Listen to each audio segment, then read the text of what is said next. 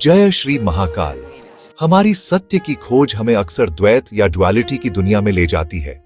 हम हर चीज को दो अलग अलग हिस्सों में देखते हैं, दिन और रात, सृजन और विनाश, स्थिरता और गति, पुरुष और स्त्री। यह द्वैत हमारे अनुभव का आधार है। पूरा ब्रह्मांड इसी दोहरेपन के नृत्य पर चलता हुआ प्रतीत होता है। लेकिन हमारे ऋषियों ने पूछा, क्या ये विपरीत शक्तियां सच में एक दूसरे से अलग हैं, या ये एक ही परम वास्तविकता के दो अविभाज्य पहलू हैं? इसी गहन खोज ने हमें एक ऐसे अनोखे और रहस्यमयी स्वरूप के सामने ला खड़ा किया है, जो ब्रह्मांड के इस सबसे गहरे रहस्य को अपने आप में समेटे हुए है। एक ऐसा स्वरूप जो द्वैत से परे है, जो पूर्णता का परम प्रतीक है। यह स्वरूप है अर्धनारीश्वर। अर्ध यानी आधा, नारी यानी स्त्री, और ईश्वर यानी परमेश्वर, वो ईश्वर जो आधे स्त्री हैं। एक ही काया में पुरुष और स्त्री का अद्भुत अविभाज्य मिलन। एक ओर वैरागी शिव भस्म रमाए, परम चेतना, स्थिरता और ध्यान के प्रतीक हैं, तो दूसरी ओर सुसज्जित आदिशक्ति पार्वती, जो सृष्टि की समस्त ऊर्जा, गति और प्रकृति का स्वरूप है। यह केवल शिव और शक्ति का मिलन नहीं, बल्कि यह पुरुष और प्रकृति, चेतना और ऊर्जा, शून्य और सृजन का एकाकार होना है। यह दर्शाता है कि एक के बिना दूसरा अधूरा है, अस्तित्वहीन है। लेकिन यह स्वरूप केवल एक पौराणिक कथा या कलाकृति नहीं है। यह ब्रह्मांड का एक जीवंत नक्शा है और हमारे अपने भीतर की दुनिया को समझने की एक शक्तिशाली कुंजी है। आखिर महादेव को यह रूप धारण करने की आवश्यकता क्यों पड़ी? क्या है ऋषिभृंगी की वह प्रसिद्ध कथा जिसने इस परम सत्य को संसार के सामने उजागर किया? और सबसे महत्वपूर्ण, हमारे भीतर मौजूद शिव और शक्ति यानी हमारी मर्दाना और स्त्री ऊर्जा का संतुलन हमारे स्वास्थ्य, हमारे रिश्तों और हमारी आध्यात्मिक उन्नति को कैसे निर्धारित करता है? आज की इस यात्रा में हम अर्धनारीश्वर के इन्हीं गहरे रहस्यों से पर्दा उठाएंगे। हम जानेंगे कि कैसे इस दिव्य स्वरूप को समझना हर साधक के लिए एक जीवन बदलने वाला अनुभव हो सकता है, जो हमें द्वैत के भ्रम से मुक्त कर पूर्णता और संतुलन की ओर ले जाता है। तो चलिए इस आध्यात्मिक सफर की शुरुआत करते हैं। पुराणों में वर्णन आता है कि कल्पों के आरंभ में जब ब्रह्मा ने सृष्टि रचने की ठानी, तो वे एक गहन दुविधा में पड़ी गए। उन्होंने अपनी मानसिक शक्ति से प्रजापतियों को तो जन्म दिया, पर उनकी सृष्टि आगे नहीं बढ़ पा रही थी। हर तरफ केवल पुरुष ऊर्जा थी, विस्तार का कोई मार्ग नहीं था। सृष्टि एक ठहरा हुआ सागर बन गई थी, जिसमें जीवन की लहरें उठ ही नहीं रही थी। अपनी रचना को इस तरह अधूरा और स्थिर देखकर ब्रह्मा चिंतित हो उठे। उन्हें यह बोध हुआ कि सृजन केवल एक पक्ष से संभव नहीं है।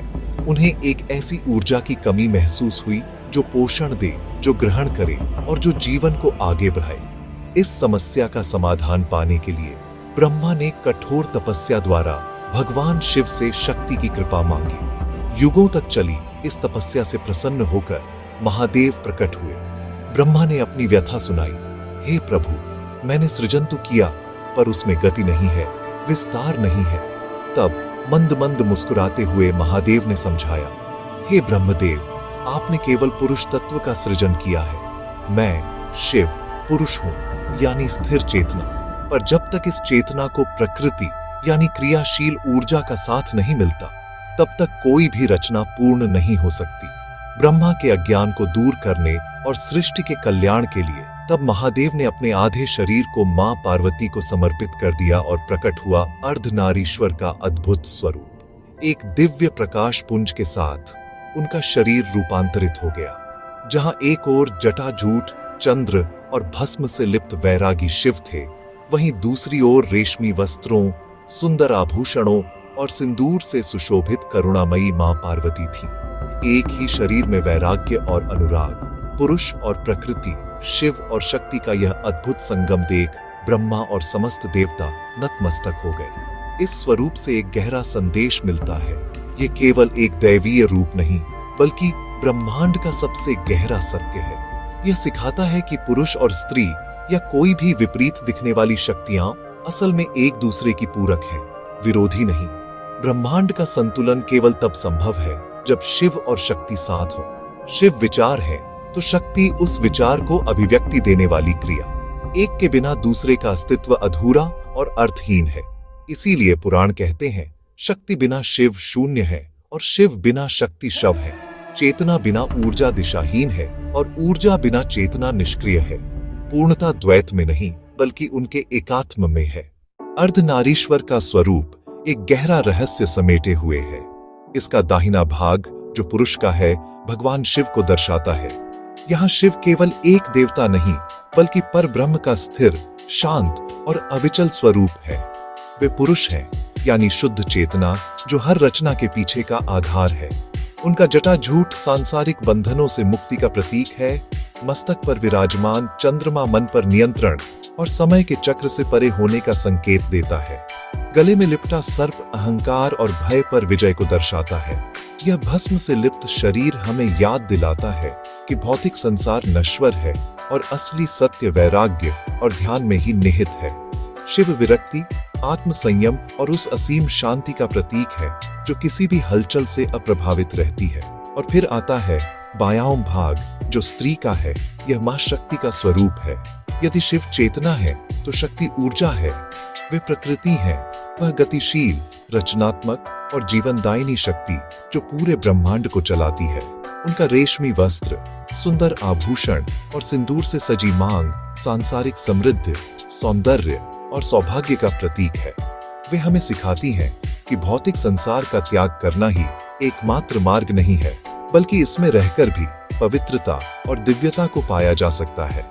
ठीक वैसे ही जैसे कीचड़ में कमल खिलता है, शक्ति सृजन की हर प्रक्रिया में मौजूद है।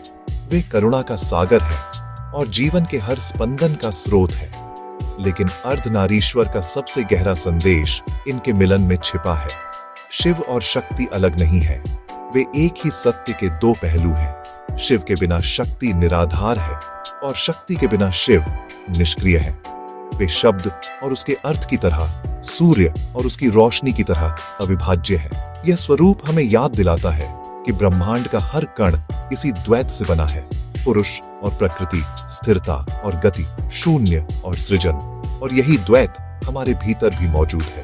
हर इंसान के अंदर एक शिव है जो हमें तर्क, स्थिरता और ध्यान की शक्ति देता है। और हर इंसान के अंदर एक शक्ति है जो हमें भावना, रचनात्मकता और प्रेम की ऊर्जा देती है। कठोरता और कोमलता, शक्ति और शांति, वैराग्य और अनुराग ये विरोधी नहीं बल्कि पूरक गुण हैं। जीवन में सच्चा संतुलन तभी मिलता है जब हम अपने भीतर के शिव और शक्ति दोनों को पहचानते हैं और उन्हें सम्मान देते हैं। जब आप किसी मुश्किल निर्णय को शांत मन से लेते हैं तो आपके भीतर शिव जागृत होते हैं। और जब आप किसी की मदद के लिए आगे बढ़ते हैं या अपनी रचनात्मकता को उड़ान देते हैं तो आपकी शक्ति प्रवाहित होती है। सफलता और पूर्णता का मार्ग इन दोनों के सामंजस्य में ही है। अब यहाँ एक सवाल आपके लिए है और हम चाहेंगे कि आप गहराई से सोचकर इसका जवाब दें। क्या आपने कभी अपने जीवन के किसी पल में इस अद्भुत संतुलन को महसूस किया है?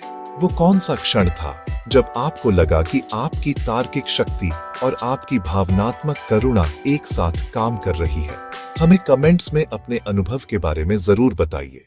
अर्धनारीश्वर की साधना करने वाला साधक द्वैत से मुक्त होता है।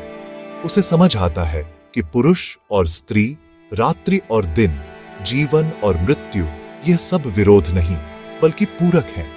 यही कारण है कि प्राचीन योगियों ने अर्धनारीश्वर को साधना का सर्वोच्च स्वरूप माना। आज भी कई मंदिरों में अर्धनारीश्वर की पूजा की जाती है क्योंकि यह स्वरूप जीवन में संतुलन और पूर्णता लाता है।